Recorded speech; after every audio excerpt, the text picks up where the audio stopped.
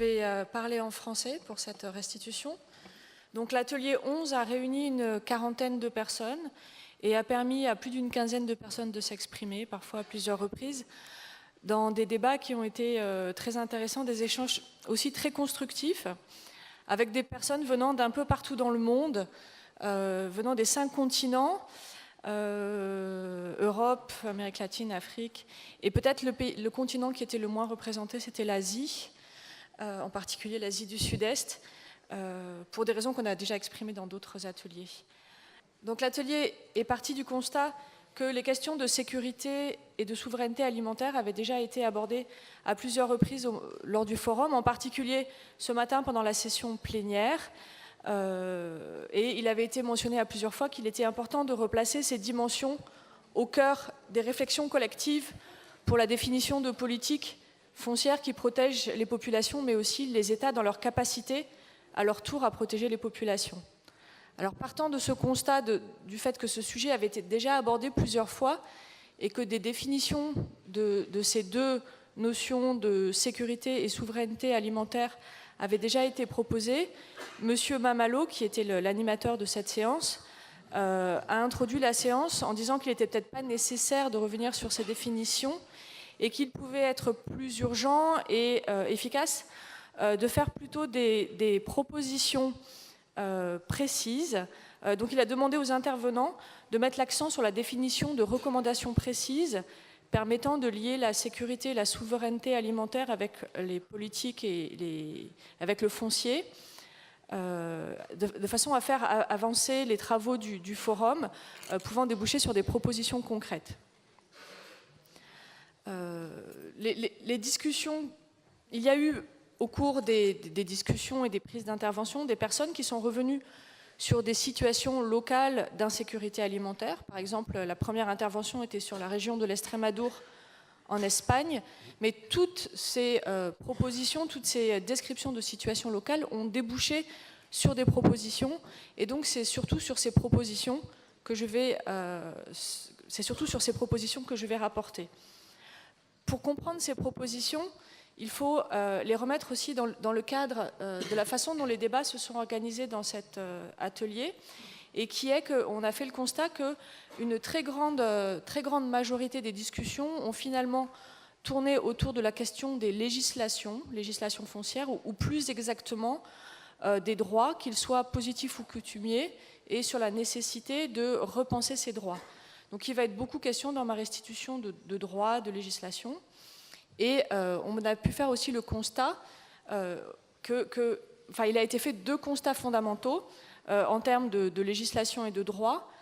Le premier constat fondamental qui a été fait par plusieurs intervenants, c'est que le droit positif, qui est le droit de l'État, est très largement exogène, soit qu'il soit totalement produit à l'étranger, soit qu'il soit produit sur des modèles exogènes, que ce soit pendant la période coloniale ou après les indépendances, et que de ce fait, ce droit est très largement inadapté au contexte dans lequel il est mis en œuvre, qu'il crée des situations de décalage entre les réalités nationales et locales notamment, que ces décalages à leur tour ne sont pas étrangers au fait que le droit est souvent très largement inappliqué ou inapplicable, mais souvent les deux en fait, et qu'il contient des représentations du droit, de la terre, des ressources, et des représentations des modalités d'accès à ces ressources qui ne sont pas celles des populations auxquelles il s'applique.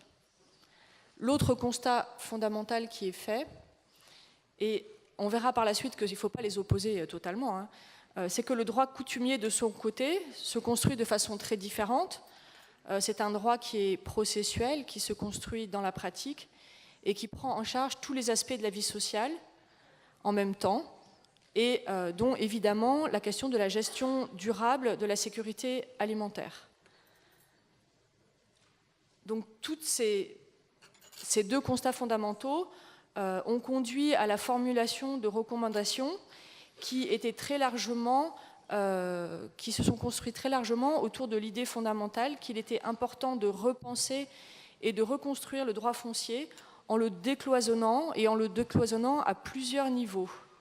La première des choses qui a été, enfin une des recommandations qui a été faite, c'était de ne pas traiter le droit foncier de façon isolée, mais de le penser et de le traiter en même temps que tous les autres domaines du droit, ou plus largement de penser les politiques foncières en même temps que les autres politiques nationales, que ce soit les politiques agricoles, même financières, forestières, environnementales,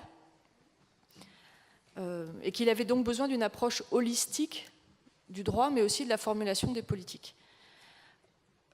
Beaucoup d'intervenants ont insisté sur le rôle puissant que pouvait jouer en la matière le levier environnemental, avec par exemple l'idée de prendre en compte la gestion de la biodiversité, la gestion de l'environnement par le foncier, d'introduire les dimensions foncières dans ces types de gestion, mais aussi d'introduire le domaine environnemental dans la question et la formulation des politiques foncières. Voilà. Là, évidemment, il a été question de la notion des biens communs et l'idée qu'il fallait essayer de faire prendre en charge dans la définition des politiques foncières les intérêts des biens communs. Parmi aussi les éléments de décloisonnement qui ont été proposés, il a été évidemment proposé d'organiser la cohabitation et les décloisonnements entre le droit coutumier et le droit positif. Une proposition est de mieux maîtriser les réalités locales dans les législations. Ces réalités sont reconnues comme étant variables d'une région à une autre, mais évidemment, elles ont aussi des points communs. Ce sont des réalités qui sont faites de rapports de force entre différents types de populations ou entre différentes activités, et ce sont des rapports de force dont il faut tenir compte pour la définition des politiques, et qu'il ne faut pas négliger au risque de produire des législations qui vont accentuer ces rapports de force ou qui vont complètement passer à côté de ces réalités locales. Mais ce sont aussi des réalités locales qui contiennent des solutions aux problèmes que les législations et les politiques que les législations et les politiques ont pour objectif de résoudre. Donc elles contiennent des solutions qu'il est important de mettre en évidence. Par exemple, les droits coutumiers prennent en charge la cohabitation entre des populations sédentaires et mobiles lorsque cette cohabitation existe, entre les différents types de cultures. Donc il est important de chercher dans les législations coutumières des solutions et des innovations qui ne sont pas pensées dans les formes positives du droit. Donc il faut puiser dans les règles locales des éléments qui soient efficaces pour garantir la sécurité alimentaire notamment. Et un exemple a été donné de la prise en compte des droits non pas au niveau individuel mais au niveau familial pour assurer cette sécurité alimentaire. La formulation et la prise en compte de législation ou de formes de droit coutumières permettrait aussi de créer des systèmes légaux qui soient adaptés à des sociétés différentes, donc beaucoup plus de diversité dans les législations qui pourraient exister au niveau international. Il a été noté aussi qu'il était important de ne pas se contenter de travailler sur les textes de loi. La loi, ce n'est pas uniquement de l'écrit, des textes. Il faut travailler aussi sur les aspects processuels du droit, donc les pratiques. Et il faut, quand on réfléchit et qu'on élabore des législations foncières ou des politiques foncières, penser non seulement au texte, mais à la mise en application, puisque beaucoup d'intervenants ont fait le constat d'une totale déconnexion entre des textes qui existent et l'absence d'application. Donc il faut le prendre. C'est bon, allez-y. Ah, c'est bon, pardon. Il faut le prendre en compte dès l'élaboration des politiques foncières. Voilà. D'accord, j'accélère. Il est important de déconstruire et de réfléchir au sens de certaines institutions légales qui sont présentées comme des évidences et qui sont véhiculées par la plupart des grandes institutions internationales. Je vais aller vite parce qu'on en a déjà beaucoup parlé. C'est le cas par exemple de la propriété foncière individuelle et de l'immatriculation des terres qui va avec, qui est toujours présentée comme le seul moyen de sécuriser les terres, alors que beaucoup d'exemples montrent que c'est non seulement pas le seul moyen, mais parfois aussi un élément de déstabilisation et de sortie de la sécurité. Donc il est important et nécessaire de sortir du paradigme de la propriété privée individuelle. Il est aussi important de questionner la notion de propriété de l'État, propriété foncière de l'État, et de donner du sens à cette propriété en réfléchissant à une propriété qui soit équitable et une responsabilisation de l'État. Un autre élément qu'il est important de questionner, c'est le fait que la terre puisse être un bien, une commodité comme une autre. Et il est important que les législations ne se contentent pas de définir des statuts des terres, mais prennent aussi en compte les dynamiques foncières.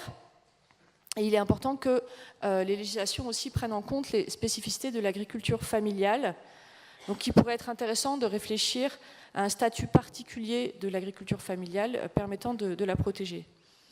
Il y a aussi des personnes qui ont proposé de réfléchir au terme d'exploitation agricole, le terme d'exploitation agricole étant perçu comme étant réducteur en fait, de l'activité agricole qui est celle d'un grand nombre de populations.